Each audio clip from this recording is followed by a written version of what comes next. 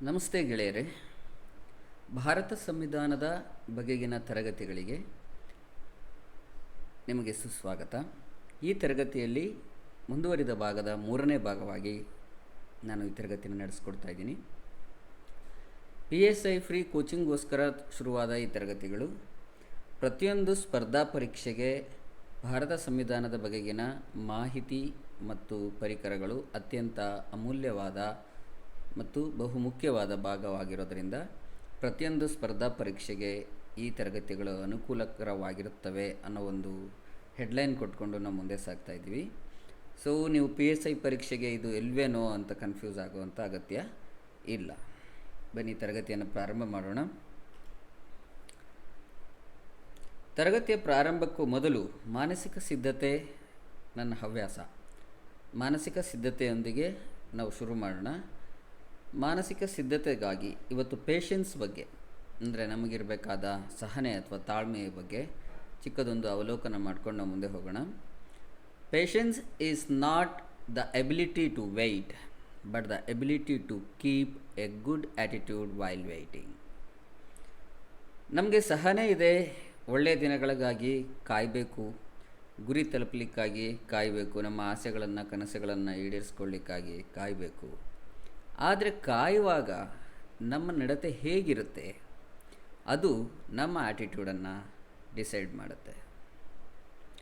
ನನಗೆ ಶಾರ್ಟ್ಕಟ್ಸಲ್ಲೇ ಬೇಗ ರೀಚ್ ಆಗಬೇಕು ಗೋಲ್ನ ಅನ್ನೋರೆಲ್ಲ 80 ಲಕ್ಷ 70 ಲಕ್ಷ ಕೊಟ್ಟು ಸಿಕ್ಕಾಕೊಂಡು ಈಗ ಅತ್ತಗೂ ಇಲ್ಲ ಇತ್ತಗೂ ಇಲ್ಲ ಅನ್ನೋ ಥರ ನರಳ್ತಾ ಇರುವಂಥದ್ದು ನಿಮಗೂ ಗೊತ್ತಿದೆ. ಸೊ ಆ್ಯಟಿಟ್ಯೂಡ್, ನಾನು ಗೆದ್ದೇ ಗೆಲ್ತೀನಿ ಒಂದಿನ ಅನ್ನೋ ಆ್ಯಟಿಟ್ಯೂಡ್ ಇದೆಯಲ್ಲ, ಆ ಆ್ಯಟಿಟ್ಯೂಡ್ ನಮ್ಮ ಸಹನೆಗೆ ಶಕ್ತಿ ಕೊಡೋ ಥರ ಇರಬೇಕು. ಗೆಲ್ತೀವಿ ಅನ್ನೋ ನಂಬಿಕೆ ನಮ್ಮ ಮೇಲೆ ನಮಗೆ ಇರಬೇಕು. ಸತತ ಸೋಲಿನಿಂದ ಅಥವಾ ಹತಾಶೆಯಿಂದ ನಾವು ಒಂದು ಅಸಹನೆಯನ್ನು ಬೆಳೆಸ್ಕೊಂಡ್ರೆ ನಮ್ಮಲ್ಲಿ ಅನ್ಯರೊಂದಿಗೆ, ಅಂದರೆ ಬೇರೆಯವ್ರ ಜೊತೆಯಲ್ಲಿ ನಮ್ಮ ನಡತೆ ಅಸಹನೀಯವಾಗಿದ್ದರೆ ಅಥವಾ ಅವ್ರನ್ನ ಸಹಿಸ್ಕೊಳ್ಳೋದು ಕಷ್ಟ ಅಂತ ಅನ್ನಿಸ್ತಾ ಇದ್ದರೆ ನಾವು ಅದಕ್ಕೆ ರಿಯಾಕ್ಟ್ ಮಾಡಿದ್ರೆ ಅವರನ್ನು ನಾವು ಕಳ್ಕೊತೀವಿ. ಮತ್ತು ಆ ಅಸಹನೆ ನಮ್ಮ ಮೇಲೆ ನಮಗೆ ಅಸಹನೆ ಉಂಟಾದರೆ ನಮ್ಮಿಂದ ನಾವೇ ದೂರ ಆಗೋಗ್ತೀವಿ. ಅಂದರೆ ಆ್ಯಕ್ಚುಯಲ್ ಕ್ಯಾರೆಕ್ಟರ್ ಏನಿರುತ್ತೆ ನಮ್ಮದು, ಆ ಕ್ಯಾರೆಕ್ಟರ್ನ ಮರೆತು ನಾವು ಬೇರೆ ವ್ಯಕ್ತಿಯಾಗಿ ಹೊರಹೊಮ್ತೀವಿ. ಅದಕ್ಕೆ ಸಂಬಂಧಪಟ್ಟಂತೆ ಈ ಕನ್ನಡದಲ್ಲಿರ್ತಕ್ಕಂಥ ನುಡಿಗಟ್ಟು, ಅನ್ಯರೊಂದಿಗಿನ ನಮಗಿರುವ ಅಸಹನೆ ಅವರಿಂದ ನಮ್ಮನ್ನು ದೂರ ಮಾಡುತ್ತದೆ, ಮತ್ತು ನಮ್ಮೊಂದಿಗೆ ನಮಗಿರುವ ಅಸಹನೆ ನಮ್ಮನ್ನೇ ನಮ್ಮಿಂದ ದೂರ ಮಾಡುತ್ತದೆ. ಹಾಗಾಗಿ ಸಹನೆ, ವಿವೇಕ, ಹತಾಶೆ ಇವುಗಳ ನಡುವೆ ನಾವು ಬದುಕುವಾಗ ಹತಾಶೆಯಿಂದ ವಿವೇಕವನ್ನು ಕಳ್ಕೊಬಾರ್ದು, ಸಹನೆಯನ್ನು ಕಳ್ಕೊಬಾರ್ದು. ತುಂಬ ಸಹಿಸ್ಕೊತಾ ಇದ್ದೀನಿ ಅನ್ನೋ ಕಾರಣಕ್ಕೆ ಹತಾಶೆಯಿಂದ ನಮ್ಮ ಆ್ಯಟಿಟ್ಯೂಡನ್ನು ಕೂಡ ಕಳ್ಕೊಬಾರ್ದು. Be strong, be positive. ಹಾಗೆ ನಮ್ಮ ದಾರಿ ಎಷ್ಟಿದೆಯೋ ಅದನ್ನು ನಾವು ಕ್ರಮಿಸಲೇಬೇಕು, ಆ ದಾರಿಯನ್ನು ಸಾಗಲೇಬೇಕು. ಈ ದಾರಿ ತುಂಬ ದೂರ ಇದೆ ಅನ್ನೋದಕ್ಕೋಸ್ಕರ ನಾವು ದಾರಿನ ನಡೆಯೋದನ್ನು ನಿಲ್ಲಿಸ್ಬಿಡ್ಲಿಕ್ಕಾಗಲ್ಲ. ಅಟ್ಲೀಸ್ಟ್ ಪ್ರತಿದಿನ 10 ಹೆಜ್ಜೆ ಆದರೂ ಇಟ್ಟರೆ ಆ ದಾರಿಗೆ 10 ಹೆಜ್ಜೆಯಷ್ಟಾದರೂ ನಾವು ಹತ್ತಿರವಾಗಿರ್ತೀವಿ ಅನ್ನೋದನ್ನು ನಾವು ಮರಿಬಾರ್ದು. ಬನ್ನಿ ತರಗತಿಯನ್ನು ಪ್ರಾರಂಭ ಮಾಡೋಣ. ಇಂದು ಭಾರತ ಸಂವಿಧಾನದ ರಚನೆಯ ಬಗೆಗೆ ಇದುವರೆಗೂ ಇತಿಹಾಸದ ಮೈಲುಗಲ್ಲುಗಳ ಬಗ್ಗೆ ತಿಳ್ಕೊಂಡ್ರಿ. ರಚನೆ ಹೇಗಾಯಿತು, ಹೇಗೆ ಶುರುವಾಯಿತು, ಹೇಗೆ ಕಂಪ್ಲೀಟ್ ಆಯಿತು ಅನ್ನುವಂಥದ್ರ ಬಗ್ಗೆ ಈ ತರಗತಿಯಲ್ಲಿ ಕೆಲವೊಂದಷ್ಟು ಮುಖ್ಯಾಂಶಗಳನ್ನು ಚರ್ಚೆ ಮಾಡೋಣ. ಸಂವಿಧಾನ ರಚನೆಗಾಗಿ ಸಂವಿಧಾನದ ಸಭೆಯ ಒಂದು ಕಲ್ಪನೆಯನ್ನು ಮೊದಲು ಮಾಡಿದಂಥವರು MN ರಾಯ್ ಅವರು. ಅದನ್ನು ಅವರು 1934ರಲ್ಲಿ ಈ ಒಂದು ಕಲ್ಪನೆ, ಅಂದರೆ ನಾವು ಭಾರತಕ್ಕೆ, ಸ್ವತಂತ್ರ ಭಾರತಕ್ಕೆ ಒಂದು ಸಂವಿಧಾನವನ್ನು ರಚಿಸಬೇಕು ಅಂತ ಹೇಳಿದ್ರೆ ಸಂವಿಧಾನವನ್ನು ರಚಿಸಲಿಕ್ಕೋಸ್ಕರ ಒಂದು ಸಂವಿಧಾನ ಸಮಿತಿ ಅಥವಾ ಸಂವಿಧಾನ ಸಭೆಯ ಅವಶ್ಯಕತೆ ನಮಗಿದೆ ಅಂತಕ್ಕಂಥ ಒಂದು ಕಲ್ಪನೆಯನ್ನು ಮೊದಲು ಮಾಡಿದಂಥವರು MN ರಾಯ್ ಅವರು 1934ರಲ್ಲಿ. ಆನಂತರ ಭಾರತೀಯ ರಾಷ್ಟ್ರೀಯ ಕಾಂಗ್ರೆಸ್ INC 1935ರಲ್ಲಿ ಸಂವಿಧಾನದ ಅಸೆಂಬ್ಲಿ ರಚನೆಗೆ, ಸಮಿತಿಯ ರಚನೆಗೆ ಒತ್ತಾಯ ಮಾಡುತ್ತೆ. ಈ ಬೇಡಿಕೆಯನ್ನು ತಾತ್ವಿಕವಾಗಿ 1940ರ ಆಗಸ್ಟ್ ಅಫರ್ನಲ್ಲಿ ಬ್ರಿಟಿಷ್ ಗವರ್ನಮೆಂಟ್ ಸ್ವೀಕರಿಸುತ್ತೆ. 1940ರ ಆಗಸ್ಟ್ ಅಫರ್.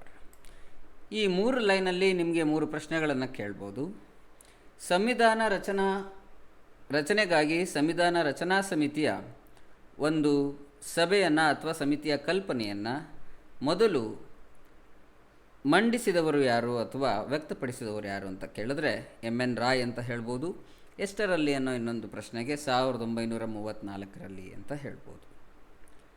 ಆನಂತರ ಸಂವಿಧಾನ ರಚನಾ ಸಮಿತಿಗಾಗಿ 1935ರಲ್ಲಿ ಅಧಿಕೃತವಾಗಿ ಒತ್ತಾಯಿಸಿದವರು ಯಾರು ಅಂತ ಕೇಳಿದ್ರೆ INC, ಭಾರತೀಯ ರಾಷ್ಟ್ರೀಯ ಕಾಂಗ್ರೆಸ್ ಅಂತ ಹೇಳ್ಬೋದು. ಮತ್ತು ಈ ಬೇಡಿಕೆ, ಈ ಒತ್ತಾಯ ಯಾವಾಗ ಬ್ರಿಟಿಷ್ ಸರ್ಕಾರದಿಂದ ಮನ್ನಣೆಗೆ ಒಳಪಡ್ತು ಅಂತ ಹೇಳಿದ್ರೆ 1940ರ ಆಗಸ್ಟ್ ಅಫರ್ನಲ್ಲಿ ಈ ಒತ್ತಾಯಕ್ಕೆ ಒಂದು ಒಪ್ಪಿಗೆ ಸಿಕ್ತು ಅಥವಾ ಸ್ವೀಕೃತಿ ಆಯಿತು ಅಂತ ಹೇಳ್ಬೋದು. ಹೀಗೆ 3 ಲೈನಲ್ಲಿ 4 ಪ್ರಶ್ನೆಗಳನ್ನ ರಚನೆ ಮಾಡ್ಕೋಬೋದು. ನಂತರ 1946ರ ಕ್ಯಾಬಿನೆಟ್ ಮಿಷನ್ ಪ್ಲ್ಯಾನ್ ಮೂಲಕ ಭಾರತ ಸಂವಿಧಾನವನ್ನು ರಚನೆ ಮಾಡಲಿಕ್ಕೋಸ್ಕರ ನವೆಂಬರ್ 1946ರಲ್ಲಿ ಸಂವಿಧಾನ ಸಭೆಯನ್ನು ರಚನೆ ಮಾಡಲಾಯಿತು. ಭಾರತ ಸಂವಿಧಾನ ರಚನೆಗೋಸ್ಕರ ಕ್ಯಾಬಿನೆಟ್ ಮಿಷನ್ ಪ್ಲ್ಯಾನ್ ಪ್ರಕಾರ ಸಂವಿಧಾನ ರಚನಾ ಸಮಿತಿಯನ್ನು ಅಥವಾ ಸಭೆಯನ್ನು ರಚನೆ ಮಾಡಲಾಯಿತು. ಇದ್ರ ಬಗ್ಗೆ ಒಂದು ಪ್ರಶ್ನೆ ಬರ್ಬೋದು, ಯಾವ ಕಾಯ್ದೆಯ ಅಡಿಯಲ್ಲಿ ಅಥವಾ ಯಾವುದರ ಮೂಲಕ ಸಂವಿಧಾನದ ರಚನೆಗಾಗಿ ಸಂವಿಧಾನದ ರಚನಾ ಸಮಿತಿಯನ್ನು ರಚಿಸಲಾಯಿತು ಪ್ರಶ್ನೆ ಕೇಳ್ಬೋದು. ಕ್ಯಾಬಿನೆಟ್ ಮಿಷನ್ ಪ್ಲ್ಯಾನ್ 1946 ಅಂತಕ್ಕಂಥದ್ದು ಸರಿಯಾದ ಉತ್ತರ ಆಗಿರುತ್ತೆ. ಹಾಗೆ ಈ ಪ್ರಶ್ನೆಯನ್ನು ಮತ್ತೊಂದು ರೀತಿಯಲ್ಲಿ ಕೇಳ್ಬೋದು, ಕ್ಯಾಬಿನೆಟ್ ಮಿಷನ್ ಪ್ಲ್ಯಾನ್ ಪ್ರಕಾರ ಅಥವಾ ಮೇರೆಗೆ ಭಾರತ ಸಂವಿಧಾನದ ರಚನೆಗೆ ಸಂವಿಧಾನ ರಚನಾ ಸಮಿತಿಯನ್ನು ರಚಿಸಲು ಎಂದು ಅವಕಾಶ ನೀಡಲಾಯಿತು ಅಥವಾ ಪರ್ಮಿಷನ್ ನೀಡಲಾಯಿತು, ಅನುಮತಿ ನೀಡಲಾಯಿತು ಕೇಳಿದ್ರೆ 1946ರ ನವೆಂಬರ್ನಲ್ಲಿ ಹೇಳ್ಬೋದು. ಮುಂದೆ ಸಂವಿಧಾನ ರಚನಾ ಸಮಿತಿಯ ಒಟ್ಟು ಸದಸ್ಯರ ಸಂಖ್ಯೆ ಎಷ್ಟಿತ್ತಪ್ಪ ಅಂತ ಹೇಳಿದ್ರೆ 389 ಸದಸ್ಯರು. ಹಾಗಾದರೆ ಈ ಸದಸ್ಯರು ಹೇಗೆ ಆ ಸಮಿತಿಯಲ್ಲಿ ಸೇರಿಕೊಂಡ್ರು, ಸದಸ್ಯತ್ವವನ್ನು ಪಡ್ಕೊಂಡು ಅಂತ ಹೇಳಿದ್ರೆ 296 ಸದಸ್ಯರು ಬ್ರಿಟಿಷ್ ಇಂಡಿಯಾ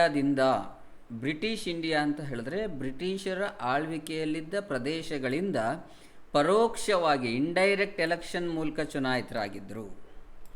ಮತ್ತು 93 ಸದಸ್ಯರು ರಾಜಪ್ರಭುತ್ವಗಳ ಅಧಿಕಾರ ಇದ್ದಂತಹ ಪ್ರದೇಶಗಳಿಂದ ಅಥವಾ ರಾಜ್ಯಗಳಿಂದ ನಾಮಿನೇಟ್ ಆಗಿದ್ದರು, ನಾಮನಿರ್ದೇಶನವಾಗಿದ್ದರು.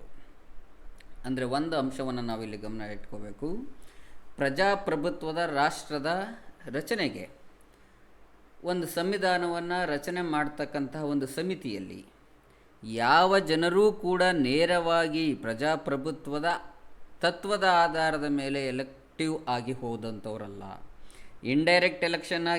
ಇಂಡೈರೆಕ್ಟಾಗಿ ಎಲೆಕ್ಟ್ ಆಗಿದ್ದರು ಮತ್ತು ನಾಮನಿರ್ದೇಶನವಾಗಿದ್ದರು. ಆ ಪರಿಸ್ಥಿತಿ ಹಾಗಿತ್ತು ಆ್ಯಕ್ಚುಲಿ ಅವಾಗ. ಸಂವಿಧಾನ ಸಭೆಯು ನಾಮನಿರ್ದೇಶಿತ ಮತ್ತು ಚುನಾಯಿತ ಸದಸ್ಯರನ್ನು ಹೊಂದಿತ್ತು. ಇಂಡೈರೆಕ್ಟ್ಲಿ ಎಲೆಕ್ಟೆಡ್ ಮೆಂಬರ್ಸ್ ಮತ್ತು ನಾಮಿನೇಟೆಡ್ ಮೆಂಬರ್ಸನ್ನು ಹೊಂದಿತ್ತು. ಚುನಾಯಿತ ಸದಸ್ಯರನ್ನು ಪ್ರಾಂತೀಯ ಅಸೆಂಬ್ಲಿಗಳ ಸದಸ್ಯರು, ಯಾರು ಪರೋಕ್ಷವಾಗಿ ಇಂಡೈರೆಕ್ಟಾಗಿ ಎಲೆಕ್ಟ್ ಮಾಡಿದವರು ಯಾರು ಅಂತ ಹೇಳಿದ್ರೆ ಪ್ರಾವಿನ್ಷಿಯಲ್ ಅಸೆಂಬ್ಲಿಗಳ ಮೆಂಬರ್ಸ್ ಏನಿದ್ರು ಅವರು ಇಂಡೈರೆಕ್ಟಾಗಿ ಅವರನ್ನು ಎಲೆಕ್ಟ್ ಮಾಡಿದರು. ಸಂವಿಧಾನ ಸಭೆಯ ಮೊದಲ ಸಭೆ ಡಿಸೆಂಬರ್ 9, 1946ರಲ್ಲಿ ನಡೆಯುತ್ತೆ. ಇದ್ರ ಬಗ್ಗೆ ಎಷ್ಟೊಂದು ಸರಿ ಕ್ವಶನ್ ಕೇಳಿದ್ದಾರೆ. ಈ ಸಭೆಯನ್ನು ಮುಸ್ಲಿಂ ಲೀಗ್ ಬಹಿಷ್ಕರಿಸುತ್ತೆ. ಈ ಸಭೆಗೆ ಅಟೆಂಡೇ ಮಾಡಲ್ಲ ಅವರು. ವಿಧಾನಸಭೆಯ ಅತ್ಯಂತ ಹಿರಿಯ ಸದಸ್ಯರಾಗಿದ್ದಂತಹ ಡಾಕ್ಟರ್ ಸಚ್ಚಿದಾನಂದ ಸಿನ್ಹಾ ಅವರು ಈ ಸಭೆಯ ತಾತ್ಕಾಲಿಕ ಅಧ್ಯಕ್ಷರಾಗಿ ಆಯ್ಕೆಯಾಗಿದ್ದರು. ಡಾಕ್ಟರ್ ರಾಜೇಂದ್ರ ಪ್ರಸಾದ್ ಅವರು ವಿಧಾನಸಭೆಯ ಕಾಯಂ ಸದಸ್ಯರಾಗಿ ಆಯ್ಕೆಯಾಗಿದ್ದರು. ಸಚ್ಚಿದಾನಂದ ಸಿನ್ಹಾ ಅವರು ತಾತ್ಕಾಲಿಕ ಅಧ್ಯಕ್ಷರು. ಆ ನಂತರ ಆ ಸಭೆಯ ತಾತ್ಕಾಲಿಕ ಅಧ್ಯಕ್ಷರಾಗಿದ್ದರು, ಕನ್ಫ್ಯೂಸ್ ಮಾಡ್ಕೋಬಾರ್ದು. ಆ ನಂತರ ಡಾಕ್ಟರ್ ರಾಜೇಂದ್ರ ಪ್ರಸಾದ್ ಅವರನ್ನು ಈ ವಿಧಾನಸಭೆ ಅಂದರೆ ಸಂವಿಧಾನ ಸಭೆಯ ಕಾಯಂ ಅಧ್ಯಕ್ಷರನ್ನಾಗಿ, ಅಸೆಂಬ್ಲಿಯ ಕಾಯಂ ಅಧ್ಯಕ್ಷರನ್ನಾಗಿ ಆಯ್ಕೆ ಮಾಡಲಾಗಿತ್ತು. ಸರ್ ಬಿ ಎನ್ ರಾವ್ ಅವರನ್ನು ಅಸೆಂಬ್ಲಿಗೆ ಕಾನೂನು ಸಲಹೆಗಾರರನ್ನಾಗಿ ನೇಮಿಸಿಕೊಳ್ಳಲಾಗಿತ್ತು. ಇವರ ಬಗ್ಗೆಯೂ ಕೂಡ, ಈ ಅಂಶದ ಬಗ್ಗೆಯೂ ಕೂಡ ತುಂಬ ಸರಿ ಕ್ವಶನ್ಸ್ಗಳು ಬಂದಿದೆ. ಆಬ್ಜೆಕ್ಟಿವ್ ರೆಸಲ್ಯೂಷನನ್ನು ಡಿಸೆಂಬರ್ 13, 1946ರಂದು ಜವಾಹರ್ಲಾಲ್ ನೆಹರು ಅವರು ಮಂಡಿಸ್ತಾರೆ. ಅದು ನಂತರ ಸಂವಿಧಾನದ ಪೀಠಿಕೆಯಾಗಿ, ಪ್ರಿಯಾಂಬಲ್ ಆಫ್ ದ ಕಾನ್ಸ್ಟಿಟ್ಯೂಷನ್ ಆಗಿ ಮಾರ್ಪಾಡಾಯಿತು. ಈ ಆಬ್ಜೆಕ್ಟಿವ್ ರೆಸಲ್ಯೂಷನ್ ಬಗ್ಗೆ ಇದೇ ತರಗತಿಯಲ್ಲಿ ಮುಂದೆ ನಾವು ತಿಳ್ಕೊಳ್ಳೋಣ. 26ನೇ ನವೆಂಬರ್ 1943ರಂದು ಸಂವಿಧಾನ ಸಭೆಯ ಅಧ್ಯಕ್ಷರು ದಾಖಲೆಗೆ ಸಹಿ ಹಾಕಿದ ನಂತರ ಸಂವಿಧಾನವನ್ನು ಅಂಗೀಕರಿಸಲಾಗಿದೆ, ವಿ ಎಕ್ಸೆಪ್ಟೆಡ್ ದಿಸ್ ಕಾನ್ಸ್ಟಿಟ್ಯೂಷನ್ ಅಂತಕ್ಕಂಥದ್ದು ಘೋಷಣೆ ಆಗುತ್ತೆ. ಯಾವಾಗ 26 ನವೆಂಬರ್ 1949. ಪೌರತ್ವದ ಬಗ್ಗೆ, ಚುನಾವಣೆಗಳ ಬಗ್ಗೆ, ತಾತ್ಕಾಲಿಕ ಸಂಸತ್ತು ಮತ್ತು ತಾತ್ಕಾಲಿಕ ನಿಬಂಧನೆಗಳಿಗೆ ಸಂಬಂಧಿಸಿದಂತಹ ಸಂವಿಧಾನದ ಉಪಬಂಧಗಳು 26ನೇ ನವೆಂಬರ್ 1949ರಿಂದಲೇ ಜಾರಿಗೆ ಬಂದವು. ಈ ಅಂಶಗಳು ಮಾತ್ರ, ಸಿಟಿಜನ್ಶಿಪ್, ಎಲೆಕ್ಷನ್ಸ್, ಟೆಂಪ್ರರಿ ಪಾರ್ಲಿಮೆಂಟ್ ಮತ್ತು ತಾತ್ಕಾಲಿಕ ನಿಬಂಧನೆಗಳು. ಆದರೆ ನಮ್ಮ ಸಂವಿಧಾನ ಸಂಪೂರ್ಣವಾಗಿ ಜಾರಿ ಬಂದಿದ್ದು ಯಾವಾಗ? ಜನವರಿ 26, 1950. ಆದರೆ ಜನವರಿ 24, 1950ರಂದು ಸಂವಿಧಾನ ಸಭೆ ತನ್ನ ಅಂತಿಮ ಅಧಿವೇಶನವನ್ನು ನಡೆಸಿತು. ಆ ಅಧಿವೇಶನದ ಮೂಲಕ ಈ ಸಂವಿಧಾನವನ್ನು ಪಡ್ಕೊಳ್ಳಾಯಿತು. 26 ಜನವರಿ 2050ರಿಂದ ಮೇ 2052ರವರೆಗೆ ಹೊಸ ಸಂಸತ್ತು ರಚನೆಯಾಗುವವರಿಗೆ, ಹೊಸ ಪಾರ್ಲಿಮೆಂಟ್ ಬರೋವರಿಗೆ ಈ ಸಂವಿಧಾನದ ಸಭೆಯೇ ತಾತ್ಕಾಲಿಕ ಸಂಸತ್ತಾಗಿ, ಇಂಟ್ರಿಯಮ್ ಗವರ್ನಮೆಂಟ್ ಅಥವಾ ಇಂಟ್ರಿಯಮ್ ಪಾರ್ಲಿಮೆಂಟ್ ಆಗಿ ಮುಂದುವರಿಯುತ್ತೆ. ಮೊದಲ ಭಾರತದ ಸಂವಿಧಾನದ ಕರಡು ಫೆಬ್ರವರಿ 1948ರಲ್ಲಿ ಪ್ರಕಟವಾಗುತ್ತೆ. ಭಾರತ ಸಂವಿಧಾನದ ಮೊದಲ ಕರಡು ಫೆಬ್ರವರಿ 1948ರಲ್ಲಿ ಪ್ರಕಟವಾಗಿತ್ತು. ಇದನ್ನು ಸಂವಿಧಾನ ಸಭೆಯ ಸಂವಿಧಾನಿಕ ಸಲಹೆಗಾರರಾದಂತಹ ಬಿ ಎನ್ ರಾವ್ ಅವರು ಸಿದ್ಧಪಡಿಸಿದರು. ಕೇಳ್ಬೋದು ಪ್ರಶ್ನೆ, ಭಾರತ ಸಂವಿಧಾನದ ಮೊದಲ ಕರಡನ್ನು ಸಿದ್ಧಪಡಿಸಿದವರು ಯಾರು?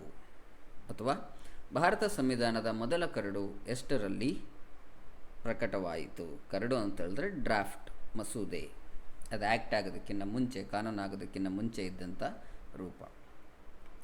ಡಾಕ್ಟರ್ ಬಿ ಆರ್ ಅಂಬೇಡ್ಕರ್ ಅವರನ್ನು ಭಾರತೀಯ ಸಂವಿಧಾನದ ಪಿತಾಮಹ ಅಥವಾ ಸಂವಿಧಾನ ಶಿಲ್ಪಿ ಅಂತ ನಾವು ಪರಿಗಣಿಸ್ತೀವಿ.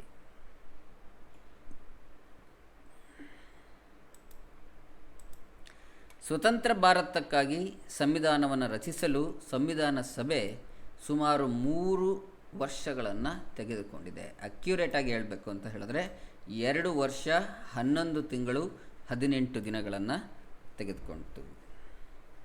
ಇದು ಒಟ್ಟು 165 ದಿನಗಳಲ್ಲಿ 11 ಸೆಷನ್ಸ್ಗಳಲ್ಲಿ ಈ ಸಂವಿಧಾನದ ಬಗೆಗೆ ಚರ್ಚೆಯನ್ನು ಮಾಡಲಾಯಿತು.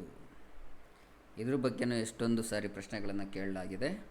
ಭಾರತದ ಸಂವಿಧಾನದ ರಚನೆಗಾಗಿ ಸಂವಿಧಾನ ಸಭೆಯು ತೆಗೆದುಕೊಂಡ ಅವಧಿ ಎಷ್ಟು ಅಂತ ಹೇಳಿದ್ರೆ, ನಿಮಗೆ ವರ್ಷಗಳಲ್ಲಷ್ಟೇ ಹೇಳಿದ್ರೆ 3 ವರ್ಷ, 5 ವರ್ಷ, 2 ವರ್ಷ, 4 ವರ್ಷ ಈ ಥರ, ಆವಾಗ ನೀವು 3 ವರ್ಷವನ್ನು ಸೆಲೆಕ್ಟ್ ಮಾಡ್ಬೋದು. ಅಥವಾ ಅಕ್ಯುರೇಟಾಗಿ 2 ವರ್ಷ 11 ತಿಂಗಳು ಮತ್ತು 18 ದಿನಗಳು ಅಂತ ಹೇಳಿದ್ರೆ, ಅದರ ಜೊತೆಗೆ ಬೇರೆ ತಪ್ಪು ಉತ್ತರಗಳನ್ನ ಕೊಟ್ಟಿದ್ರೆ, ಅಂತಹ ಟೈಮಲ್ಲಿ ನೀವು ಈ ಸರಿಯಾದಂತಹ ಅಕ್ಯುರೇಟ್ ಆದಂತಹ ಆನ್ಸರನ್ನೇ ಸೆಲೆಕ್ಟ್ ಮಾಡಬೇಕು. ಇನ್ನು ಗೊತ್ತುವಳಿ ಮಂಡನೆ ಅಂದರೆ ಆಬ್ಜೆಕ್ಟಿವ್ ರೆಸಲ್ಯೂಷನ್ ಬಗ್ಗೆ ತಿಳ್ಕೊಳ್ಳೋಣ. ಆಬ್ಜೆಕ್ಟಿವ್ ರೆಸಲ್ಯೂಷನನ್ನೇ ಸಂವಿಧಾನದ ಪೀಠಿಕೆಯಾಗಿ ಮಾರ್ಪಾಡಿಸಲಾಯಿತು ಅಥವಾ ಅಳವಡಿಸ್ಕೊಳ್ಳಲಾಯಿತು ಅಂತ ನಾವು ಆಲ್ರೆಡಿ ಹೇಳಿದ್ವಿ.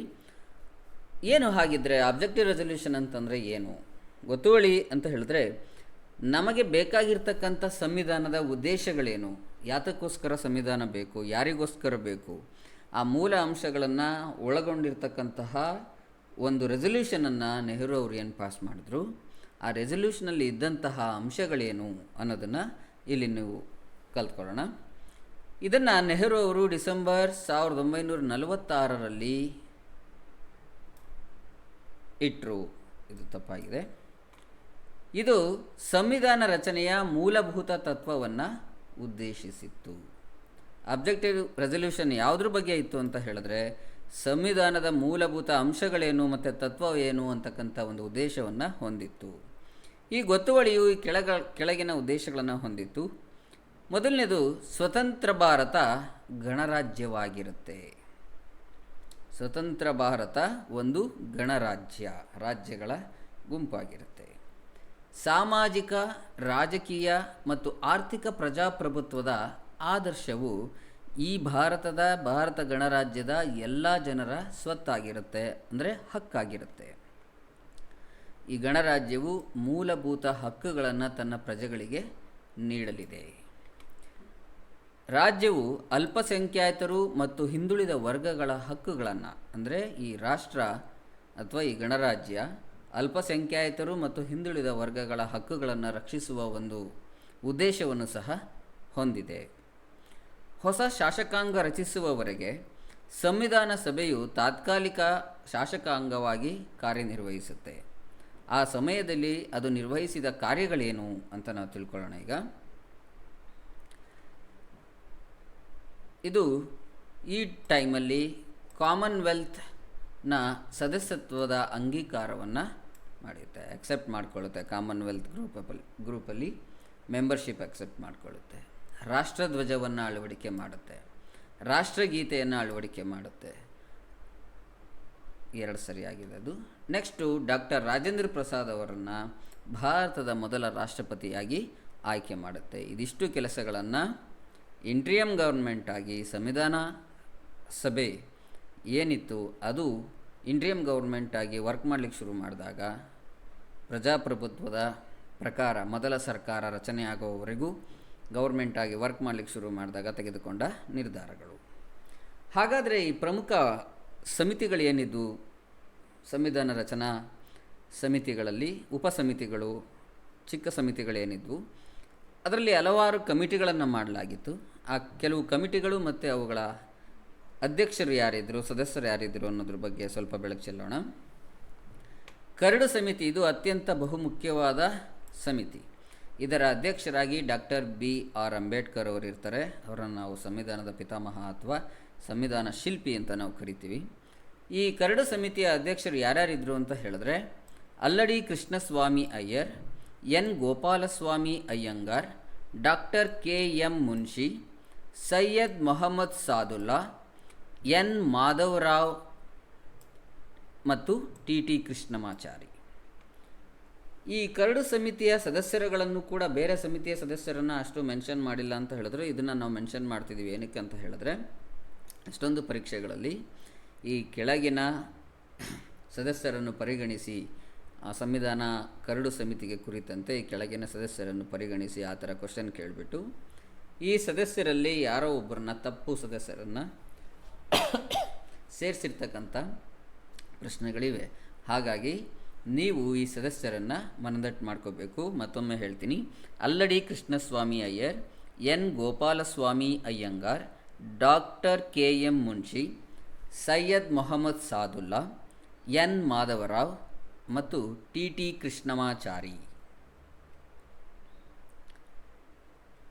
ಮುಂದೆ ಧ್ವಜ ಸಮಿತಿ ಅಂತ ಒಂದಿರುತ್ತೆ.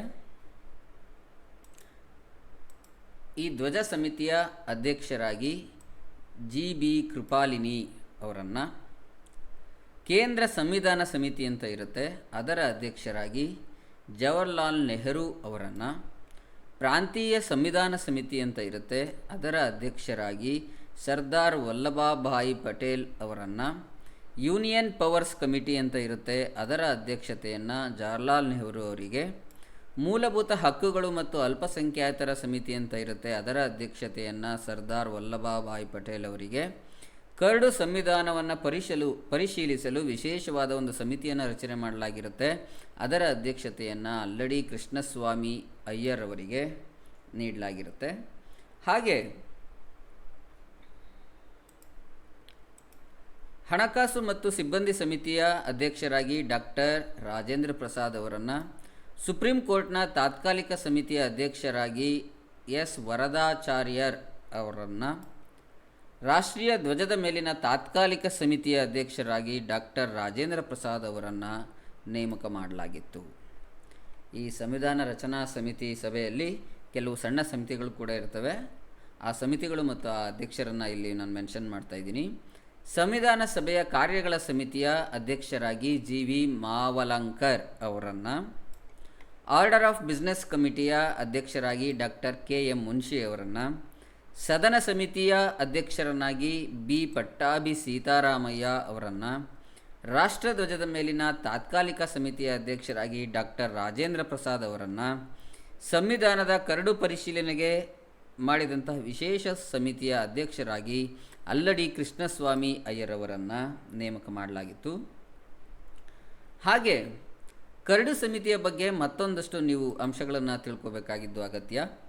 ಇದನ್ನು ಸಂವಿಧಾನ ಸಭೆಯ ಪ್ರಮುಖ ಸಮಿತಿ ಅಂತ ಪರಿಗಣಿಸಲಾಗುತ್ತೆ. ನಾನು ಆಲ್ರೆಡಿ ಹೇಳಿದೆ ಅದ್ರ ಬಗ್ಗೆ. ಇದರ ಅಧ್ಯಕ್ಷತೆಯನ್ನು ಡಾಕ್ಟರ್ BR ಅಂಬೇಡ್ಕರ್ ಅವರು ವಹಿಸಿದರು. ಅವರು ಸಂವಿಧಾನವನ್ನು ರಚಿಸುವಲ್ಲಿ ಸಂವಿಧಾನ ಸಭೆಯಲ್ಲಿ ಸಂವಿಧಾನವನ್ನು ಅಂಗೀಕರಿಸುವಲ್ಲಿ ಪ್ರಮುಖ ಪಾತ್ರವನ್ನು ವಹಿಸಿದರು. ಹಾಗಾಗಿ ಅವರನ್ನು ಸಂವಿಧಾನದ ಪಿತಾಮಹ ಅಥವಾ ಸಂವಿಧಾನದ ಶಿಲ್ಪಿ ಅಂತ ನಾವು ಪರಿಗಣಿಸ್ತೀವಿ. ಸಮಿತಿಯು ಫೆಬ್ರವರಿ 1948ರಲ್ಲಿ ಸಂವಿಧಾನದ ಮೊದಲ ಕರಡ ಪ್ರತಿಯನ್ನು ಪ್ರಕಟಿಸಿತ್ತು. ಇದ್ರ ಬಗ್ಗೆನೂ ನಾವು ಆಲ್ರೆಡಿ ತಿಳ್ಕೊಂಡ್ವಿ. ಅಕ್ಟೋಬರ್ 1948ರ ಅಕ್ಟೋಬರ್ನಲ್ಲಿ ಸಾರ್ವಜನಿಕರು ಸೂಚಿಸಿದ ಬದಲಾವಣೆಗಳನ್ನು ಸೇರಿಸಿದ ನಂತರ, ಜನರು ಏನು ಬದಲಾವಣೆಗಳನ್ನು ಬಯಸಿದ್ರು ಅದರ ನಂತರ ಎರಡನೇ ಕರಡನ್ನು ಪ್ರಕಟಿಸಲಾಯಿತು. ನೆನಪಿರಲಿ, ಮೊದಲನೆಯ ಕರಡು 1948ರ ಫೆಬ್ರವರಿಯಲ್ಲಿ, ಆ ನಂತರ ಕೆಲವು ತಿದ್ದುಪಡಿ ಮತ್ತು ಮಾರ್ಪಾಡುಗಳೊಂದಿಗೆ 1948ರ ಅಕ್ಟೋಬರ್ನಲ್ಲಿ ಕರಡಿನ ಎರಡನೇ ಪ್ರತಿ ಪ್ರಕಟವಾಯಿತು. ಸಂವಿಧಾನದ ಜಾರಿ ಮತ್ತು ಅನ್ವಯದ ಬಗ್ಗೆ ಕೆಲವು ಪ್ರಮುಖ ಅಂಶಗಳನ್ನು ನಾವಿಲ್ಲಿ ಚರ್ಚಿಸೋಣ. ಸಂವಿಧಾನದ ಅಂತಿಮ ಕರಡನ್ನು 1948ರಲ್ಲಿ, ಅಂತಿಮ ಕರಡು ನೋಡಿ, ಪ್ರಥಮ ಕರಡು ಫೆಬ್ರವರಿ 48, ದ್ವಿತೀಯ ಪ್ರತಿ 48ರ ಅಕ್ಟೋಬರ್ನಲ್ಲಿ, ಮತ್ತು ಅಂತಿಮ ಕರಡನ್ನು ಕೂಡ ಅದೇ ವರ್ಷ ಸಂವಿಧಾನ ಸಭೆಯಲ್ಲಿ ಪರಿಚಯಿಸಲಾಯಿತು. ವಾಚನಗೋಷ್ಠಿಯ ನಂತರ, ಸಂವಿಧಾನದ ಕರಡನ್ನು ಸಂಪೂರ್ಣವಾಗಿ ಓದಿದ ನಂತರ, ಚರ್ಚಿಸಿದ ನಂತರ, ಸಂವಿಧಾನದ ಸಭೆ 1949ರ ನವೆಂಬರ್ 26ನೇ ತಾರೀಕಿನಂದು ಸಂವಿಧಾನವನ್ನು ಅಂಗೀಕರಿಸಿದಷ್ಟೇ ಅಲ್ಲ, ಜಾರಿಗೊಳಿಸುತ್ತೆ ಮತ್ತು ಭಾರತದ ಪ್ರಜೆಗಳ ಪ್ರತಿನಿಧಿಯಾಗಿ ತಮಗೆ ತಾವೇ ಸಂವಿಧಾನವನ್ನು ನೀಡಿಕೊಳ್ಳುತ್ತೆ, ಅಂದರೆ ಅರ್ಪಿಸಿಕೊಳ್ಳಲಾಗುತ್ತೆ to the people of India. ಮೇಲೆ ತಿಳಿಸಿದ ದಿನಾಂಕದಂದು ಸಂವಿಧಾನದ ಕೆಲವು ನಿಬಂಧನೆಗಳು ಜಾರಿಗೆ ಬರ್ತವೆ. ಅಂದರೆ ಫುಲ್ ಕಾನ್ಸ್ಟಿಟ್ಯೂಷನ್ ಈ ದಿನ ಜಾರಿಗೆ ಬರಲ್ಲ. ಆದರೆ ಹೆಚ್ಚಿನ ನಿಬಂಧನೆಗಳು ಜನವರಿ 26, 1956ರಂದು ಜಾರಿಗೆ ಬರ್ತವೆ. ಈ ದಿನಾಂಕವನ್ನು ಸಂವಿಧಾನದಲ್ಲಿ ಸಂವಿಧಾನದ ಪ್ರಾರಂಭದ ದಿನಾಂಕ ಅಧಿಕೃತವಾಗಿ ಜನವರಿ 26, 1950 ಅಂತ ಉಲ್ಲೇಖ ಮಾಡಲಾಗಿದೆ. ಈ ದಿನವನ್ನು ಪ್ರತಿ ವರ್ಷ ನಾವು ಗಣರಾಜ್ಯೋತ್ಸವದ ದಿನವನ್ನಾಗಿ ಆಚರಿಸ್ತೀವಿ ಕೂಡ. ಜನವರಿ 26, 1930ರಂದು ಪ್ರಾರಂಭವಾದಂತಹ ಪೂರ್ಣ ಸ್ವರಾಜ್ ಈ ಅಭಿಯಾನಕ್ಕೆ ಗೌರವ ಸಲ್ಲಿಸುವ ಒಂದು ಉದ್ದೇಶದಿಂದ ಜನವರಿ 26ನ್ನು ಗಮನದಲ್ಲಿಟ್ಟುಕೊಂಡು ಆಯ್ಕೆ ಮಾಡಲಾಯಿತು ಸಂವಿಧಾನದ ಜಾರಿಗಾಗಿ. ಇದ್ರ ಬಗ್ಗೆನೂ ತುಂಬ ಪ್ರಶ್ನೆಗಳು ಬಂದಿವೆ. ತುಂಬ ಟ್ರಿಕಿಯಾಗಿ ಪ್ರಶ್ನೆಗಳನ್ನ ಕೇಳ್ತಾರೆ. ಸಂವಿಧಾನದ ಜಾರಿಯ ಬಗೆಗೆ ಈ ಡೇಟ್ಗಳನ್ನು ಕೂಡ, ಅಂದರೆ ನವೆಂಬರ್ 26, 1949 ಕೂಡ ಕೊಟ್ಟು, ಜನವರಿ 26, 1950 ಕೂಡ ಕೊಟ್ಟು, ಎರಡನ್ನು ಕನ್ಫ್ಯೂಸ್ ಆಗಿ ಮಾಡೋ ರೀತಿಯಲ್ಲಿ ಪ್ರಶ್ನೆಗಳನ್ನು ಕೇಳಲಾಗುತ್ತೆ. ನೀವು ಪ್ರಶ್ನೆಗಳನ್ನು ನಿಮಗೆ ನೀವೇ ರಚನೆ ಮಾಡಿಕೊಳ್ಳುವಾಗ ಟ್ರಿಕಿಯಾಗಿ ಕೂಡ ನೀವು ರಚನೆ ಮಾಡ್ಕೊಳ್ಳಿಕ್ಕೆ ಟ್ರೈ ಮಾಡಿ. ನಾವು ಈ ಅಧ್ಯಾಯ ಮುಗಿದ ನಂತರ ಹೇಗಿದ್ದರೂ ಪ್ರಶ್ನೆಗಳನ್ನ ಕೂಡ ನಾನು ಕೇಳಬಹುದಾದಂಥ ಪ್ರಶ್ನೆಗಳನ್ನು ಕೂಡ ಈ ತರಗತಿಗಳ ಮೂಲಕವೇ ಅವಲೋಕನ ಮಾಡ್ತೀವಿ. ಆಗ ನಿಮಗೆ ಗೊತ್ತಾಗುತ್ತೆ ಆ್ಯಕ್ಚುಲಿ ಯಾವ ಥರದ ಪ್ರಶ್ನೆಗಳನ್ನ ಕೇಳಲಾಗಿದೆ ಅಂತಕ್ಕಂಥದ್ದು. ಹಾಗೆ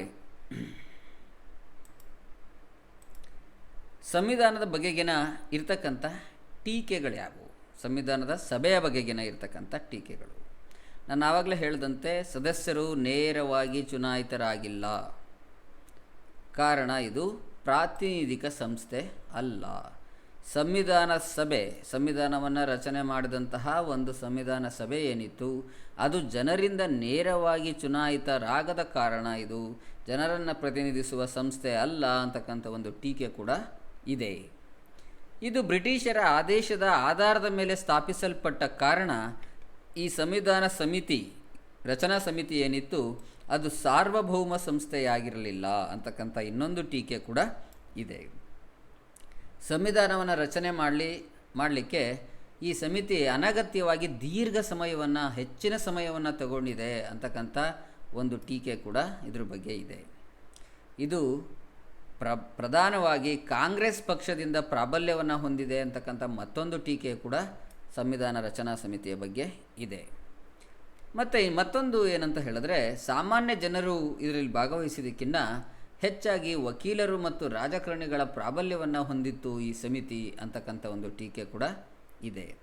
ಮತ್ತೊಂದು ಟೀಕೆ ಅದು ಎಂದೆಂದಿಗೂ ಇರುವಂಥದ್ದು, ಇದು ಹಿಂದೂಗಳಿಂದ ಪ್ರಾಬಲ್ಯ ಹೊಂದಿದಂತಹ ಸಮಿತಿಯಾಗಿತ್ತು, ಅಲ್ಪಸಂಖ್ಯಾತರು ಮತ್ತು ಇತರೆ ಧರ್ಮೀಯರು ಇದರಲ್ಲಿ ಪ್ರತಿನಿಧಿತ್ವವನ್ನು ಹೊಂದಿರಲಿಲ್ಲ ಅಂತಕ್ಕಂಥ ಒಂದು ಟೀಕೆಯನ್ನು ಕೂಡ ಸಂವಿಧಾನ ರಚನಾ ಸಭೆಯ ಬಗ್ಗೆ ಅಥವಾ ಸಮಿತಿಯ ಬಗ್ಗೆ ಟೀಕೆಗಳಿವೆ. ಆದರೆ ನಾವು ಗಮನದಲ್ಲಿ ಇಡಬೇಕಾಗಿರೋ ಅಂಶ ಏನಂತ ಹೇಳಿದ್ರೆ, ಈ ಮೇಲಿನ ಟೀಕೆಗಳು ಸಂವಿಧಾನ ಸಭೆಯ ನಿಜವಾದ ಚಿತ್ರಣವನ್ನೇ ಹೊಂದಿಲ್ಲ. ಸುಮ್ಮನೆ ಅವರು ಏನೋ ಬಯಾಸ್ಡ್ ಆಗಿ ಈ ಟೀಕೆಗಳನ್ನು ಮಾಡಿದ್ದಾರೆ ಅಂತ ಹೇಳ್ಬೋದು.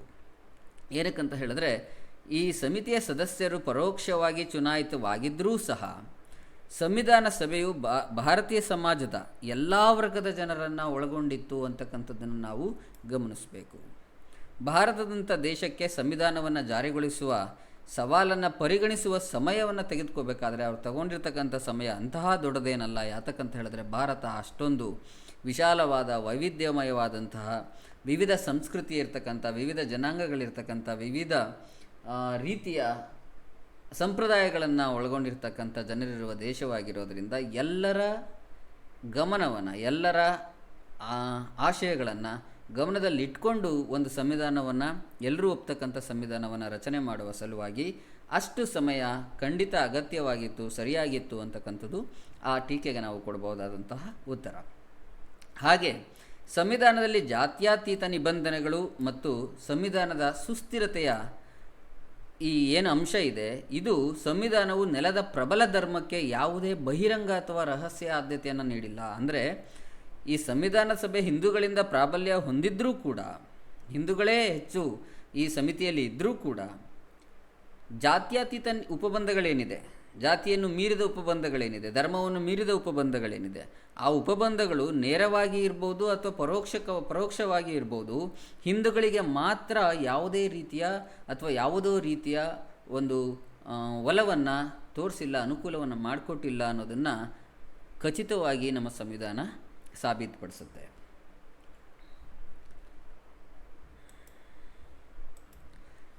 ಇನ್ನು ನಾವು ಈ ಚಾಪ್ಟರ್ ಬಗ್ಗೆ ಅತ್ಯಂತ ಅವಲೋಕಿಸಬೇಕಾದಂಥ ಅಂಶಗಳು, ಗಮನದಲ್ಲಿ ಇಟ್ಕೋಬೇಕಾದ ಅಂಶಗಳೇನು, ಸ್ವಲ್ಪ ಟ್ರಿಕ್ಕಿಯಾಗಿರುತ್ತೆ, ಲಾಜಿಕಲಾಗಿ ಥಿಂಕ್ ಮಾಡಬೇಕಾಗುತ್ತೆ. ಅಂಥ ಅಂಶಗಳನ್ನ ನಾವಿಲ್ಲಿ ಪಟ್ಟಿ ಮಾಡಿದ್ದೀವಿ. 1833 ಚಾರ್ಟರ್ ಆ್ಯಕ್ಟಿಗೂ ಮೊದಲು ಮಾಡಿದಂತಹ ಕಾನೂನುಗಳನ್ನು ರೆಗ್ಯುಲೇಷನ್ಸ್ ಅಂತ ಅಷ್ಟೇ ಕರೀತಾ ಇತ್ತು. ನಂತರ ಬಂದಂತಹ ಕಾನೂನುಗಳನ್ನು ಕಾಯ್ದೆಗಳು, ಲಾ ಅಂತ ಹೇಳಲಿಕ್ಕಾಗತ್ತೆ. 1833 ಚಾರ್ಟರ್ ಆ್ಯಕ್ಟ್ಗೂ ಮೊದಲು ಬಂದಂತಹ ಕಾನೂನುಗಳು ಕೇವಲ ರೂಲ್ಸ್ ಆ್ಯಂಡ್ ರೆಗ್ಯುಲೇಷನ್ಸ್ ಅಂತೀವಲ್ಲ, ಆ ಥರ ಇತ್ತಷ್ಟೇ. ಆ ನಂತರ ಮಾಡಿದಂತಹ ಕಾನೂನುಗಳು ಕಾಯ್ದೆಗಳಾದವು, ಅಂದರೆ ಆ್ಯಕ್ಟ್ಗಳಾದವು, ಲಾಗಳಾದವು. ವಾರನ್ ಹೇಸ್ಟಿಂಗ್ಸ್ 1772ರಲ್ಲಿ ಜಿಲ್ಲಾಧಿಕಾರಿ ಹುದ್ದೆಯನ್ನು ಸೃಷ್ಟಿ ಮಾಡಿದ. ಜಿಲ್ಲಾಧಿಕಾರಿ ಹುದ್ದೆಯ ಸೃಷ್ಟಿಸಿದವನು ಯಾರು ಅಂತ ಕೇಳಿದ್ದಾರೆ ಕ್ವಶನ್ಸು. ಆದರೆ ಆನಂತರ ಬಂದಂತಹ ಕಾರ್ನ್ವಾಲಿಸ್ ಜಿಲ್ಲಾಧಿಕಾರಿಯಿಂದ ನ್ಯಾಯಾಂಗದ ಅಧಿಕಾರವನ್ನು ಬೇರ್ಪಡಿಸ್ತಾನೆ. ಇದು ಕೂಡ ಟ್ರಿಕ್ಕಿ, ನೀವು ಅದ್ರ ಬಗ್ಗೆ ಗಮನ ಕೊಡಬೇಕು. ಪರಿಶೀಲಿಸದ ಕಾರ್ಯನಿರ್ವಾಹಕರ ಪ್ರಬಲ ಅಧಿಕಾರಿಗಳಿಂದ ಭಾರತೀಯ ಆಡಳಿತವು ಶಾಸಕಾಂಗ ಮತ್ತು ಜನರಿಗೆ ಉತ್ತರದಾಯಿತ್ವದ ಜವಾಬ್ದಾರಿಯುತ ಸರ್ಕಾರವಾಗಿ ಅಭಿವೃದ್ಧಿಗೊಂಡಿತು. ಅಂದರೆ ನಾವು ಲೆಜಿಸ್ಲೇಟಿವ್ ಮತ್ತು ರೆಸ್ಪಾನ್ಸಿಬಲ್ ಗವರ್ನಮೆಂಟ್ ಅಂತ ಏನು ಹೇಳ್ತೀವಿ, ಇದನ್ನು ಮಾರ್ಪಾಡು ಮಾಡಿದಂಥವ್ರು ಏನು ಅವರಿಗೆ ಎಕ್ಸಿಕ್ಯೂಟಿವ್ ಪವರ್ಸ್ ಇತ್ತಾ ಇಲ್ವಾ ಅಂತ ಪರಿಶೀಲಿಸಲೇ ಇಲ್ಲ. ಅಂತಹ ಅಧಿಕಾರಿಗಳಿಂದ ಅಭಿವೃದ್ಧಿ ಆಯಿತು ಇದು. ಟ್ರೂ. ಪೋರ್ಟ್ಫೋಲಿಯೋ ವ್ಯವಸ್ಥೆ ಅಂದರೆ ಈ ಸಚಿವಾಲಯಗಳು ಅಂತ ಏನಿದೆ, ಗೃಹ ಸಚಿವಾಲಯ, ಹಣಕಾಸು ಸಚಿವಾಲಯ, ಆ ಥರ ಪೋರ್ಟ್ಫೋಲಿಯೋ ವ್ಯವಸ್ಥೆ ಏನಿದೆ, ಇಲಾಖೆಗಳೇನಿದೆ ಅದು ಮತ್ತು ಬಜೆಟ್ ಅಭಿವೃದ್ಧಿಯ ಅಧಿಕಾರದ ಪ್ರತ್ಯೇಕತೆಯನ್ನು ಸೂಚಿಸುತ್ತದೆ. ಬಜೆಟ್ ಅಭಿವೃದ್ಧಿ ಮತ್ತು ಪೋರ್ಟ್ಫೋಲಿಯೋ ವ್ಯವಸ್ಥೆ ಅಧಿಕಾರದ ಪ್ರತ್ಯೇಕತೆಯನ್ನು, ಅಧಿಕಾರವನ್ನು, ಪವರ್ಸನ್ನು ಡಿವೈಡ್ ಮಾಡಿದ್ದನ್ನು ಸೂಚಿಸುತ್ತೆ. ಲಾರ್ಡ್ ಮೇಯೋ ಇವನ ಕಾಲದಲ್ಲಿ ಹಣಕಾಸು ವಿಕೇಂದ್ರೀಕರಣದ ನಿರ್ಣಯ ಭಾರತದಲ್ಲಿ ಸ್ಥಳೀಯ ಸ್ವ ಸರ್ಕಾರದ ಸಂಸ್ಥೆಗಳ ಅಭಿವೃದ್ಧಿಯನ್ನು ದೃಶ್ಯೀಕರಿಸಿತು. ಅಲ್ಲಿಂದ ಬಂದಿದ್ದಾಯಿತು. ಲೋಕಲ್ ಸೆಲ್ಫ್ ಗೌರ್ಮೆಂಟ್ಸ್ ಏನಿದೆ ಆ ಒಂದು ನಿರ್ಣಯ, ಹಣಕಾಸು ವಿಕೇಂದ್ರೀಕರಣದ ನಿರ್ಣಯ ಲಾರ್ಡ್ ಮೇಯೋ ಮಾಡಿದಂಥದ್ದು. ಅದು 1870ರಿಂದ ಪ್ರಾರಂಭ ಆಯಿತು. 1882ರಲ್ಲಿ ಲಾರ್ಡ್ ರಿಪನ್ ಇವರು ನಿರ್ಣಯ ಸ್ವ ಸರ್ಕಾರದ ಮ್ಯಾಗ್ನಾ ಕಾರ್ಟಾ ಅಂತ ಪ್ರಶಂಸಿಸಲಾಯಿತು. ಸೆಲ್ಫ್ ಗೌರ್ನಮೆಂಟ್, ಲೋಕಲ್ ಸೆಲ್ಫ್ ಗೌರ್ಮೆಂಟ್ದು ಏನಿರುತ್ತೆ ಅದು 1882ರಲ್ಲಿ ಲಾರ್ಡ್ ರಿಪನ್ ಅವರು ತೆಗೆದುಕೊಂಡಂತಹ ನಿರ್ಣಯವನ್ನು ಸ್ವ ಸರ್ಕಾರದ ಮ್ಯಾಗ್ನಾ ಕಾರ್ಟಾಸ್ ಅಂತ ಹೇಳಿದ್ರೆ ದ ಮ್ಯಾಂಡೇಟರಿ ರೂಲ್ಸ್ ಅಂತ ಅರ್ಥ ಬರುತ್ತದು. ಅದನ್ನು ಮ್ಯಾಗ್ನಾ ಕಾರ್ಟಾಸ್ ಅಂತ ಪ್ರಶಂಸೆ ಮಾಡಲಾಗುತ್ತೆ. ಹಾಗಾಗಿ ಲಾರ್ಡ್ ರಿಪನ್ ಅವರನ್ನು ಭಾರತದಲ್ಲಿ ಸ್ಥಳೀಯ ಸ್ವ ಸರ್ಕಾರದ ಪಿತಾಮಹ ಅಂತ ಪರಿಗಣಿಸಲಾಗಿದೆ. ಇದ್ರ ಬಗ್ಗೆ ಕೂಡ ಕ್ವಶನ್ ಕೇಳಿದ್ದಾರೆ.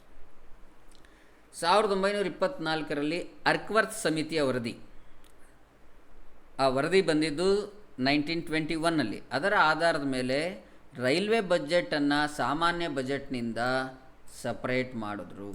ರೈಲ್ವೆ ಬಜೆಟ್ ಬೇರೆ, ಇವತ್ತಿಗೂ ನಾವು ರೈಲ್ವೆ ಬಜೆಟ್ ಬೇರೆ ಮಂಡನೆ ಆಗುತ್ತೆ, ಕಾಮನ್ ಬಜೆಟ್ ಬೇರೆ ಮಂಡನೆ ಆಗುತ್ತೆ. ಅದನ್ನು ನೆನ್ಪಿಟ್ಸ್ಕೋಬೇಕು. ಇದು ಬಂದಿದ್ದು ಯಾವಾಗ ಅಂತ ಹೇಳಿದ್ರೆ 1924ರಲ್ಲಿ ಅರ್ಕ್ವತ್ ಸಮಿತಿಯ ವರದಿಯ ಮೇರೆಗೆ. ಅದು ತುಂಬ ಇಂಪಾರ್ಟೆಂಟ್ ಪಾಯಿಂಟ್, ಪ್ರಶ್ನೆಗಳು ಬರ್ಬೋದು.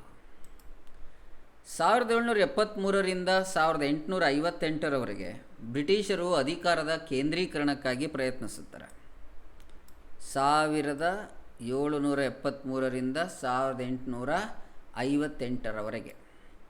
ಇದು 1861 ಕೌನ್ಸಿಲ್ ಆ್ಯಕ್ಟ್ ಏನಿದೆ ಅದರಿಂದ ಅವರು ಪ್ರಾಂತ್ಯಗಳೊಂದಿಗೆ ಅಧಿಕಾರದ ವಿಕೇಂದ್ರೀಕರಣ, ಅಲ್ಲಿವರೆಗೂ ಕೇಂದ್ರೀಕರಣಕ್ಕೆ ಗಮನ ಕೊಡ್ತಾಯಿದ್ರು.